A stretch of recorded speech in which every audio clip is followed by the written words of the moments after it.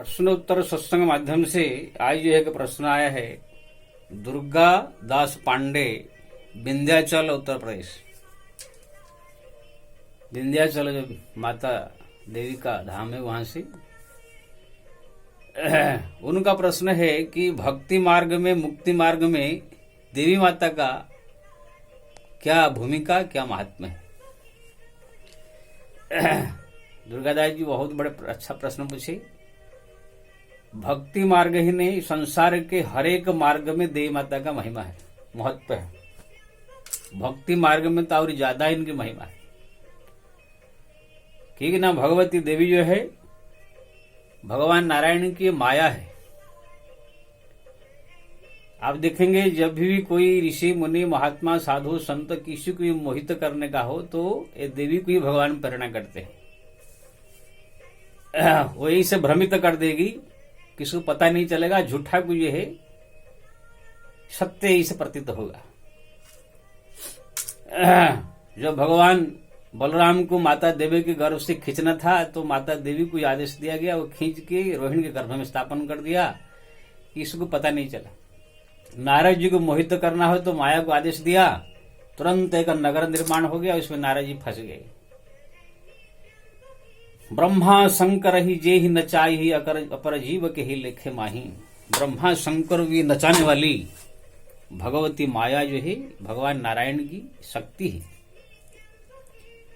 उनके बिना भगवान जो है नारायण निष्क्रिय हो जाते। जैसे कोई धनशाली आदमी हो, वो अपना सब धन से ही सब काम करता है, ऐसे भगवान नारायण ये संसार का सृजन पालन संहार सब कुछ भगवती देवी के द्वारा ही उनको आदेश दे करके सब करते हैं। ऐसे भगवान मायापति है, मायाधीश है, उनके आदेश का खिलाफ कभी माया नहीं करेगी, लेकिन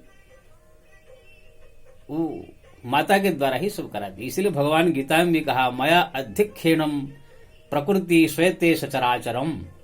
मैं अध्यक्ष रहता हूँ, मालिक हूँ, लेकिन माया जो है मेरा समस्त संसार को सृजन करती है, पालन करती है, संहार। तो ये तो हो गया शास्त्र की बातें। आओ हमारे दुर्गा सप्तशती में लिखा है, ज्ञान नवपि चतांसी देवी भगवती सा बड़त आकृष्य मोहायम माया महामाया प्रच्छति। बड़े बड़े ज्ञानियों को, जो बड़े बड़े ज्ञान छाटने वाले, भगवान का जो नजदीक पहुंचने वाले को ही माया अगर चाहे भगवान का आदेश हो तो 2 मिनट में संसार मोहमाया में फंसा देगी। अब भगवान का आदेश हो, माया अगर चाहे तो 2 मिनट के अंदर मोह माया से निकाल करके भगवान के शरण तक पहुंचा देगी। इतना शक्ति उनकी रखती। देखिए रामकृष्ण परमहंस के ऊपर माता का कृपा था, इसलिए रामकृष्ण परमहंस काम से, क्रोध से, लोभ से, मोह से, माया से, संसार के हरेक जो दुर्गुण से पूरा एकदम अलग थे। पूरा उनके पत्नी साथ में रहते हुए भी कभी उनको स्पर्श भी नहीं किया। एक बार शारदा जो है, उनकी पत्नी जो है, नग्न अवस्था में आ गई, उनको शायद मेरे को देख के मोहित हो जाए, तो भी उनको देखकर प्रणाम करने लगे कि मेरे काली माता आ गई नग्न होकर के। यानी कि इस हनुमान जी देखिए, भगवान राम का तो भक्त है ही, माता का ये बहुत लाडले हैं। इसीलिए माताओं का लाडला होने के कारण आप हनुमान जी के जीवन में कोई एक दुर्गुण आप नहीं देखेंगे। एकदम भगवान राम की तरह ही समस्त पर सदगुण का खान है। माता जी ने वरदान में दिया था, सुनो सुता सदगुण सकल तब हृदय वसौ हनुमंत, सानुकूल कुशलपति रहो सबेत अनंत। तो ये हुआ शास्त्र की बात बताया आपको जो है और साधारण भाव से समझाता हूं। जैसे आप लोग के मन में पुत्र के प्रति मोह है, पति के प्रति मोह है, धन के प्रति मोह है, परिवार प्रति मोह है, माया है, ये सब जो है माता देवी की ही नियंत्रण में रहता है। वो अगर चाहे तुम्हारा पुत्र के प्रति, पत्नी के प्रति इतना मोह बढ़ा देगी कि आप पागल हो जाएगा उनके पीछे, 1 मिनट उनके बिना रह नहीं सकते हैं। लेकिन वो चाहे तो आपको ऐसे उनमें से निकाल लेगी, आप उनको देखना भी नहीं चाहेंगे।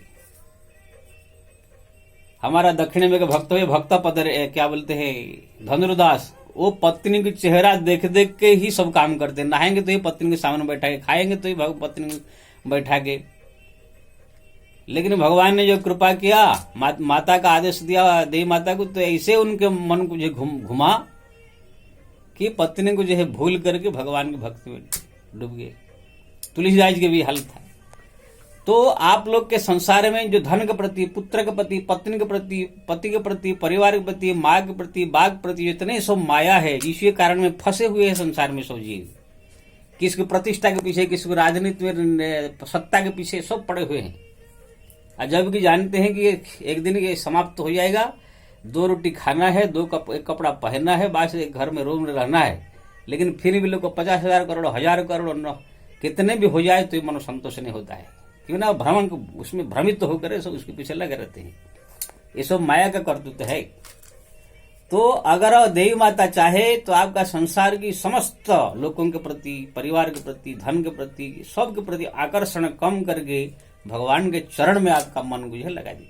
लोग कहते ना मेरा मन भगवान में लगता नहीं, भक्ति करता हूं तो ध्यान इधर चला जाता है। ये सब माया का ही प्रभाव है। वो चाहे देवी माता अगर आप उपासना करेंगे, कृपा करेगी हो, तो आपको सब संसार से मन हट करके भगवान के सुंदर चरणों में मन लग जाएगा। वो अगर चाहते कि भ्रमित करने के लिए, फिर भाई बड़े बड़े नारद जैसे, ब्रह्मा शंकर जैसे भ्रमित करके भुला देगी।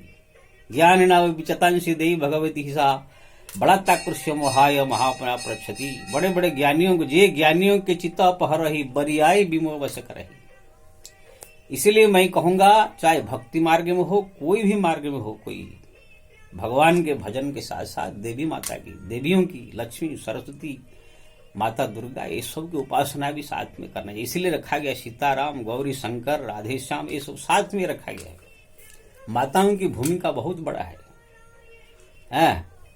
हाँ, भगवान का तो ही, उन तो मेन है, मालिक है। जैसे घर में माँ बाप रहते, बाप तो भाई मेन है ही, लेकिन माँ का भूमिका बहुत।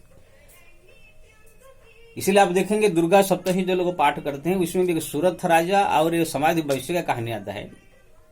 समाधि वैश्य क्या है, उसके घर वाले सब उसको बाहर निकाल लिए, पत्नी, बच्चे, बहू, जितने सब लात मार के घर से निकाल लिए।